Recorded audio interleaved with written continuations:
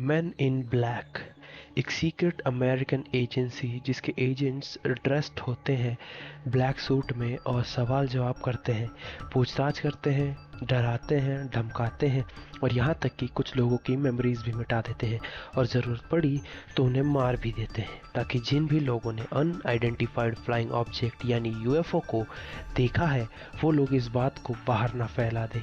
ये term man in black या फिर MIB उन लोगों के लिए यूज़ होती है जो कि काम करते हैं किसी अननोन ऑर्गेनाइजेशन के लिए, और यहाँ तक कि गवर्नमेंट भी इसमें शामिल होती है।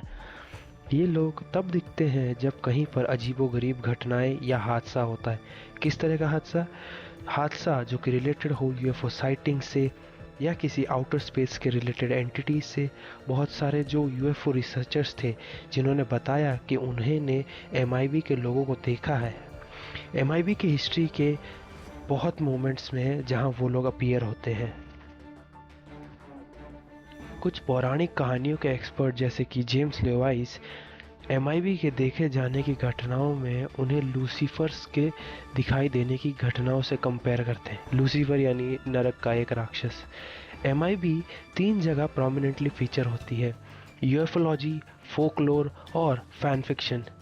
1950s और 1960s के बीच में यूएफोलॉजिस्ट ने एक कॉन्स्पिरेटोरियल माइंडसेट बना लिया और डराना शुरू कर दिया कि कहीं हम किसी संस्था के सब्जेक्ट्स तो नहीं जिसे UFO का सच जानने से रोका जा रहा है।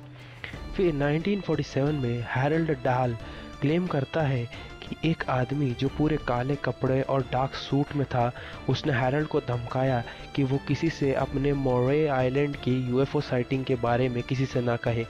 अब एक्चुअली हुआ ये था कि जून 21, 1947 को मोरे आइलैंड पर एक फ्लाइंग सॉसर या कहूँ तो UFO देखा गया था जो अपने अंदर से वाइट कलर की लाइट वेट मेटल नीचे गिरा रहा था और जिससे अंदर थोड़ी देर बाद कुछ पत्थर जैसा निकलने लगा।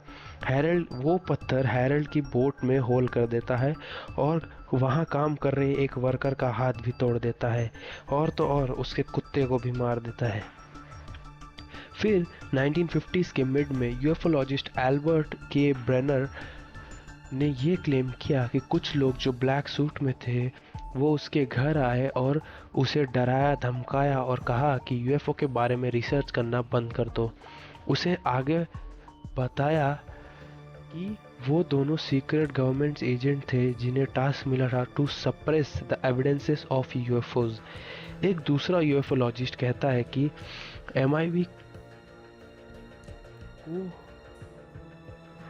MIB के लोग राक्षसी और अलौकिक है, यानी डेमोनिक और सुपरनैचुरल, जो कि काले थे और जिनका फेस मतलब चेहरा एग्जॉटिक था।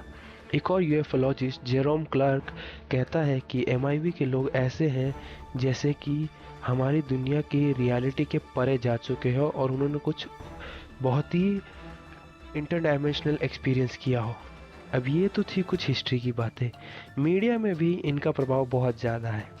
तो शुरू करते हैं। 1976 में ब्लू ऑयस्टर कल्ट जो एक बैंड था वो अपना गाना निकालता है ETE, जिसका फुल फॉर्म था एक्स्ट्रा टेरेस्ट्रियल इंटेलिजेंस, नाम में ही है भाई, जिसमें एक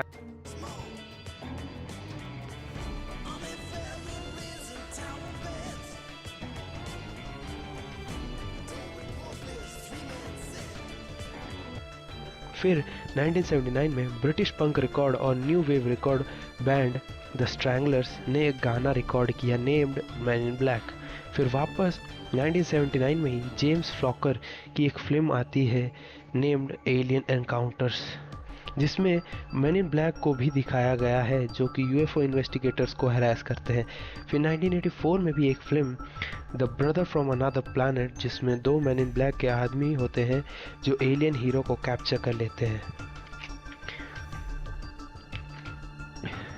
फिर आता है 1998 जहां हमारी main classic science fiction film man in black release होती है, जहां से ट्रिलॉजी शुरू होती है मैन इन ब्लैक की, जिसमें विल स्मिथ और टॉमी ली जोन्स थे जो कि the man in black comic book series पे बनाई गई थी। अब ये तो थी मीडिया की बातें, बट एक्चुअली जो मैन इन ब्लैक्स हैं वो है क्या। तो मुझे एक्चुअली में यूट्यूब पे एक वीडियो मिला है जो कि है एक फॉर्मर मैन इन ब्लैक के ऑफिसर का, जो क्या कहता है आप भी सुन लो। My name is Joseph Spencer. From May 1970 to October 1997, I served the United States government as a top secret operative, but not in a category that is commonly known or understood. I was known as a man in black. Following 7 years acting as a counterintelligence agent for the CIA, I was recruited for a new assignment that entailed working within above top secret operations. I was aware of the black budget projects, but never knew the context of them due to their high level of secrecy. Even the president was denied access to their inner workings. Annually, billions of dollars are poured into black projects, which operate without any supervision or intrusion. They have full autonomy.